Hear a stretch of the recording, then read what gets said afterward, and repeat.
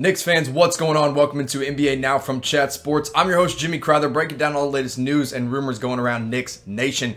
Today, we're going to start out with some trade rumors around Marcus Morris. Could he be on the move before the NBA trade deadline, or are the Knicks going to stand pat and just refuse to move Marcus Morris? Now, Morris has been really good for the Knicks. In fact, I'd go on to say he's been great for the New York Knicks, especially a veteran guy who did not need to play here. He really, at 29, almost 30 years old, he has every right to force a trade and say, hey, I want to go to a contender. But he's saying he wants to stick around and help mentor some of these young guys on the New York Knicks. And I admire that from Marcus Morris because he is a really, really good player. The numbers he's been putting up this year really support that and say, hey, you know, the Knicks could get some good value for a veteran like Marcus Morris. He's averaging 19.1 points per game, 5.5 rebounds, an assist and a half. He's creating okay for other players, but really that's not his game. But here's the most outstanding part of Marcus Morris's game so far this year. The dude is shooting 46.9% from three. That's not on a limited sample size. The dude is making 2.5 per game. He's been absolutely incredible from beyond the three-point arc. And not to mention, he's a very versatile forward as well because Marcus Morris can honestly guard a lot of different players, whether it's a small forward or a power forward or even some smaller or bigger shooting guards or smaller centers, whatever it may be. I like Marcus Morris a lot, and so do a lot of other teams. In fact, there's 3 teams that are really interested in Marcus Morris right now. It's the 2 LA teams, the Los Angeles Lakers and the Los Angeles Clippers, and the Philadelphia 76ers. Now, the 76ers want to add a lot of shooting around Ben Simmons and Joel Embiid. They want to be able to stretch the floor, and at 47% from three, you know Marcus Morris can do that. The Clippers, on the other hand, they just need someone else. Really, they just don't want the Lakers to go get Marcus Morris, so you can bet they're going to be pretty aggressive in trying to get him. And the Lakers, of course, want to add some more pieces around a championship caliber team.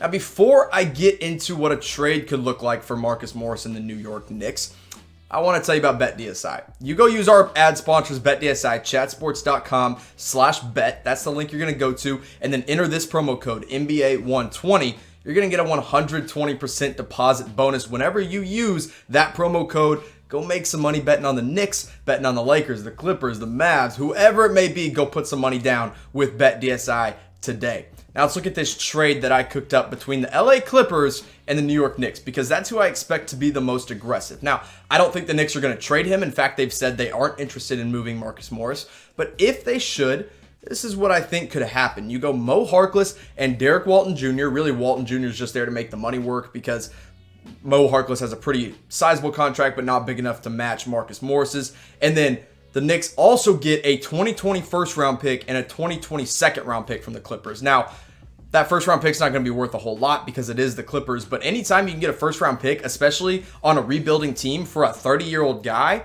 I'd consider that a win. However, I don't think this is equal value going back to the Knicks. I think Marcus Morris is way better than Mo Harkless or Derek Walton Jr. And Derek Walton Jr. and Mo Harkless are younger, so maybe they fit the timeline of this Knicks team better, and the draft picks certainly help. But I think you just hold on to Marcus Morris for this 1 year. Let him stay. He obviously likes it there. Let him mentor the younger guys, and we'll see what happens with the rest of the Knicks roster. Now, here's a big-time question for you guys. Will the Knicks make a trade before the NBA deadline? Type Y for yes, type N for no. And I'm going to give you a little bit of time to answer this question because you're probably going to get hit with an ad break here on YouTube. So scroll on down to the pinned comment and type Y for yes or N for no on what you think the Knicks are going to do before the trade deadline. Now let's get into Bobby Portis, another big man for the New York Knicks. There is a lot of interest from around the league in Bobby Portis. Look, he's still a young guy. He's not even 25 years old yet. He's having a bit of a down year compared to what he did in Washington. He's coming off the bench, averaging about 20 minutes per game. I really like Bobby Portis. He's an intimidating force on defense. He can score on the offensive end as well. And other teams are starting to take notice and saying, hey, is Bobby Portis available? Because he got a log jam at power forward, so hey, maybe we can snag one of them. Now, the stats for Bobby Portis this year do not really pop out. He's only averaging 9.9 points per game, 5.8 rebounds, but he is shooting nearly 40% from three at 38.6. Now, Portis did have an incredible game. He had his first double-double pretty recently. He's been doing well for the Knicks off the bench, still only averaging 21 minutes per game.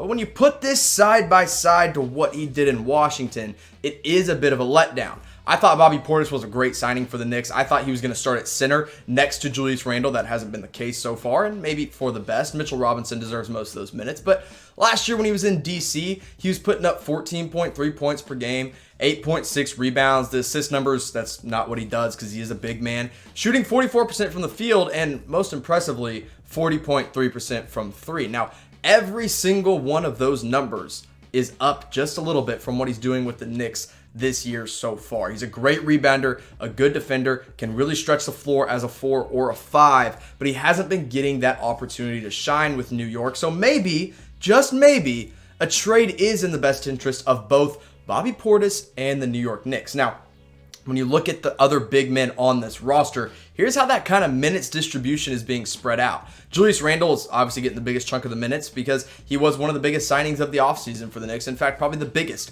next to, drafting RJ Barrett at 32.1 minutes per game. Now, Taj Gibson has been kind of starting inconsistently, but his numbers, that's the lowest minutes per game there at 15.8. Marcus Morris, of course, who we just talked about, is such a versatile forward that you can't really play him less than 30 minutes. He's averaging 31.7 per game. And then Mitchell Robinson at 22.7 minutes, but then Bobby Portis is down there just above Taj Gibson at 21.1 minutes per game. Now, the Knicks are probably making the right move here because, you want to play Mitchell Robinson. You'd rather develop him than Bobby Portis. Marcus Morris is arguably your best scorer, best overall player right now, so you got to give him minutes. Julius Randle was a huge signing. You're making a big investment in him. Got to give him minutes. Portis over Taj Gibson? Yeah, that makes a lot of sense. So Portis could be on the move. It would not surprise me this year. Now, Knicks fans, before I move on, before I talk about some more rumors, I got to ask you to subscribe to Chat Sports. Actually, I'm not going to ask you. I'm going to tell you. Go hit that big red button because it's such a great channel. Things we do here. We are the most interactive sports channel on YouTube. So go hit that subscribe button. Help us get to 160,000. We've been hovering around that 150,000 subscriber mark. So go help us out. Let us know if you want some more Knicks and NBA videos in the comment section. Now let's talk about Dennis Smith Jr., one of the most polarizing players on this Knicks team because of what he hasn't been doing. Dennis Smith has really struggled this year. Look, he's had some personal issues, but he's also just had issues on the court. His shot doesn't look good. He doesn't look confident. And, there's interest from around the league saying, hey, he's still a good young point guard. You guys got Frank Ntilikina. Why don't you give us DSJ? So teams like the Minnesota Timberwolves have been showing interest in DSJ, and I wouldn't be surprised if the Knicks moved on from him this year. Now, his points per game, his assists, the numbers just are not pretty. He's only averaging 5.2 points per game, 2.7 assists, 2 rebounds, and shooting not just from three-point, but from the field. He's shooting 32.5% from field goal, from the floor. It's just not pretty for DSJ, and he's still young, so teams are still interested. He's still a great athlete, but he just doesn't have a lot of confidence on this Knicks team. Now, one of the hardest parts about letting Dennis Smith Jr. go for the Knicks and for Knicks fans is that that's basically the last piece of the Kristaps Porzingis trade outside of draft picks. When you look at the 3 players that were a part of that trade, you got DeAndre Jordan, now a member of the Brooklyn Nets. Look, he's been okay in Brooklyn. He's kind of whatever. But I think the Knicks kind of looked like they wanted to hold on to him, but probably smart to let him go, I think. I think the Knicks overpaid for him. Wesley Matthews over there with the Milwaukee Bucks. He deserved to be on a contending team. He didn't need to be on the Knicks. He wasn't adding a whole lot. And then Dennis Smith Jr., who could get traded this year, and all of a sudden, every player you traded for Kristaps Porzingis is going to be off this roster if it happens. And if it does happen, I think the team that makes the most sense for DSJ is the Minnesota Timberwolves. I already kind of mentioned them, but look, they don't have a true point guard. They're running it out there with Jarrett Culver basically at point. Jeff Teague plays some. I don't like Jeff Teague. I don't think he's a good starting point guard in the NBA anymore. I say, hey, let DSJ go over there and start to develop with this Timberwolves team, and all of a sudden your starting 5 is Dennis Smith Jr., Jarrett Culver, Andrew Wiggins, Robert Covington for now. He could get traded. We'll see what happens with him. And then Karl Anthony Towns in there at center. And maybe it's not a playoff team this year, but maybe next year the Timberwolves can finally get into the Western Conference playoff picture. Now, I got a question for you guys. Where will Dennis Smith Jr. play next season? Let me know in the comment section below which team you think. I think he ends up on a younger team like the Suns, the Timberwolves, something like that. But I don't think next year he will be a New York Knick. Maybe you can come back to this video and clown me if I'm wrong, but that's my prediction right now. Let's talk about one more player here for the Knicks, Julius Randle. Could he be on the move? Actually, the bigger question is, should he be on the move? Should the Knicks look to move him? Because, he's putting up numbers, but the play style just doesn't really fit with this Knicks team. He's still a good young player, but he's trying to take over the ball too much. He's a bit of a ball hog. He's not a great presence on defense, but he still puts up good numbers. His stats right now, 18.5 points per game, 9.1 rebounds, 3.2 assists, but he's only shooting 28.6% from three, which is down a lot from what he was doing in New Orleans. He is shooting 45% from the field, however.